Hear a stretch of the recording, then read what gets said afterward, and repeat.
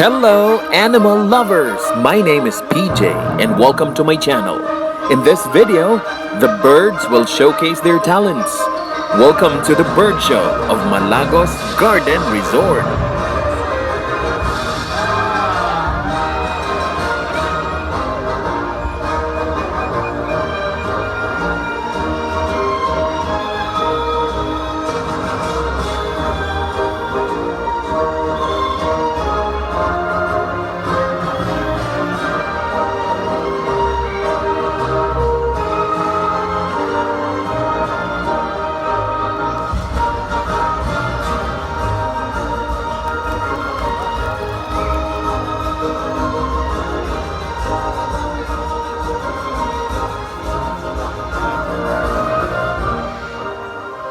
Sana all mas umuwi.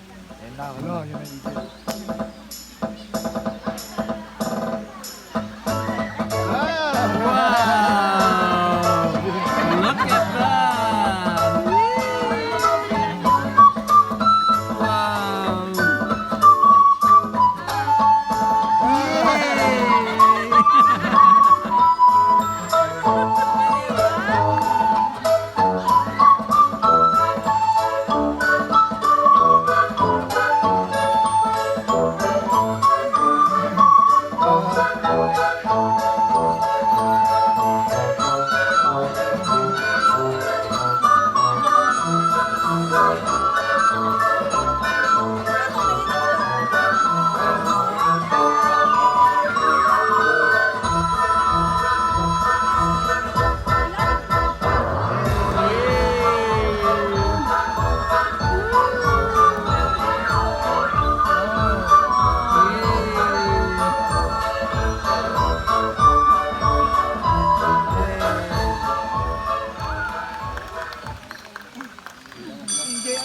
Gala-gala. Our pupil chickens and preschooler ducks have already marched inside their classroom, which can only mean our class is about to start. Mabuhay ug madayaw, my name is JD and I'll be your host in this 30-minute nature discovery experience. Okay, so today, what we will do is we're going to talk about our birds, our environment, our culture, and hopefully at the end of the show, a lot about ourselves and our relationship with Mother Nature. So before I proceed, let me ask the audience muna. Who among you here is still studying? Sino dito nag-aaral pa? Oh yeah? Oh yeah? Students here? Good, good. No? Pero you know what? Hindi lang po sila yung magiging estudyante natin. Because all of us are going to school together. Yay! No? Because what better way for us to learn and understand about birds and culture, but from learning it from our teacher birds themselves. So everyone, welcome to Malagos Bird School. Alright, now, before we proceed, no, itanong ko lang po, lahat na po ba nakapanood na ng bird show natin? Ako hindi pa. Hindi pa. This is all new. Okay, very good. So this is actually a new show that we did. Alright. Now, ito pong mga teacher birds natin, these are actually donated and rehabilitated birds whom we can no longer release out in the wild. Why? Because they are left injured from their injury, while others are not endemic here in the Philippines. So we do this activity to entertain our birds, at the same time, teach you, our guests, about environmental and cultural awareness. So students of Malagos Bird School, may tanong ko lang kayo, are we all ready to learn this morning? Yay! Oh, yeah, very good, because we are ready as well. So kung ready na po tayo, let's proceed with our first lesson for the day, which is good manners and right conduct. GMRC, nalala niya? Okay, now, to introduce our first bird, by the way, this is one of the star students of Malagos Bird School. Ito po, itong African Gray Parrot. And did you know that African Gray Parrot has the mental capacity and thinks like a 3-year-old child. Oo. And they are the very, ito yung mga matalinong uri po ng mga parrot. Itong mga African Gray Parrot. Sige nga, testingin natin.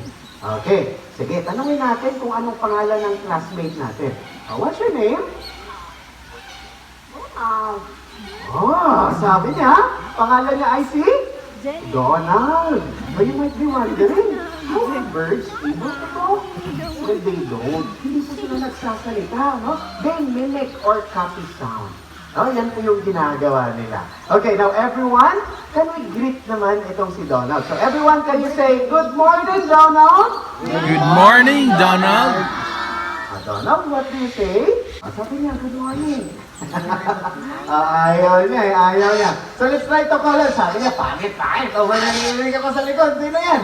Sino yan? Ha? Oh, it's another bird that we have. Ito po isang makulit naming ibon. Ang pangalan po niya ay si Nigel. Sabi niya, pangit lang, hindi nagsasalita. Yung isa. And anyway, since you're here already, what will you do to our audience? Sing them. Wow, may talent pala itong other word natin. Sing and dance daw. Tingnan natin. Pakita mo nga yung talent mo, Nigel. Let's all watch this.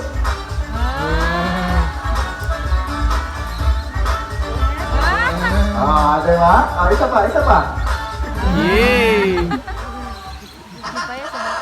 Narinig niyo yun? Kumanta pa ng kung tarat-tarat. May talent naman pala kahit makulit. Okay? Very good. Let's give a round of applause naman kay Donald and kay Nigel. Thank you so much, Donald and Nigel. Now, our GMRC lesson has ended. It's time to proceed to our next lesson. Now, we in Malagos believe that nutrition and education should go hand in hand. That is why, especially for birds with specific type of diets, it's about time, since it's recess time, let's bring out some food for our birds. First up, let's call in Valencia. Alright, now to help us eat Valencia today, I'd like to call for Jasper in the audience. Ayan, let's give a round of applause sa ating volunteer. Papakain daw niya yung daliri niya. While waiting for Sir Jasper to be here in front, ito pong si Valencia, isang uri ng raptor. No? We all know raptors, ang kinakain po nila ay karne, no? Such as rabbit, pork, beef, snake, frog, yan po yung kinakain nila. Valencia, Jasper is ready. Get your shoes. There you go. Good job. Ang galing-galing naman ng ating volunteer. Very good.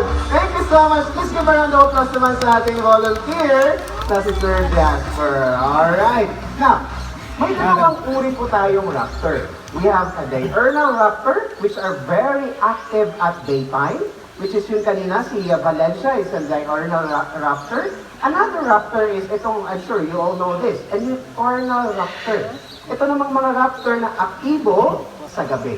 Okay, now, before I introduce this next word, I would like you all to be completely silent. No? And try to hear this next word. No? Dito po tayo sa right side of the amphitheater. Pakinggan po natin as we slide towards the center stage.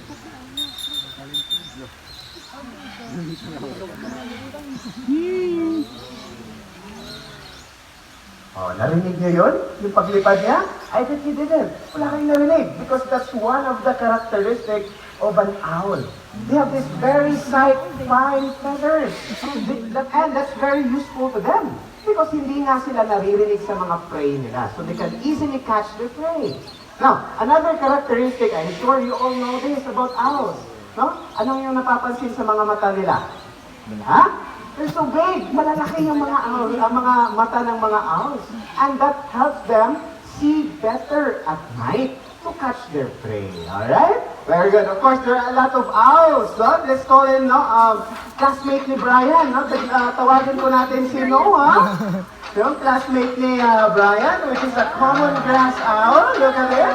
Another classmate of Noah is Sunny. Which is a spoked owl, which is a donated bird from Tamayong, which is already 4 years old. Now, since we're talking about food pa, yung or recess pa kasi, ano yung mga kinakain ng mga ibon? What do you think ang kinakain ng mga owls? Anyone? Can anyone guess? Anong kinakain nila?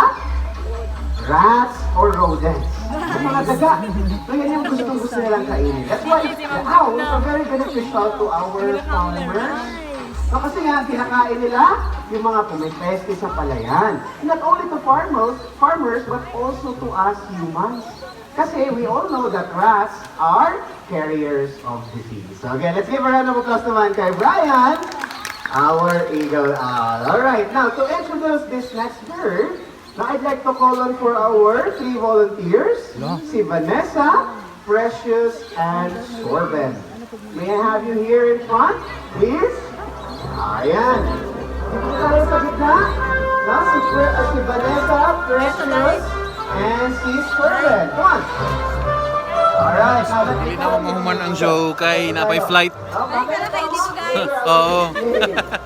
But again, don't forget to visit this place, wonderful place. Malagos Bird Show is happening, I guess, every day. Dini sa Malagos Garden Resort. This next bird, naku po. And that's it for today. Thank you so much for watching. Once again, this has been PJ. Please subscribe to my channel, Rated PJ Events. And please don't forget to hit the notification bell para, of course, ma-notify ka every time na ako'y bagong upload na videos. And please don't skip ads. Thanks for watching.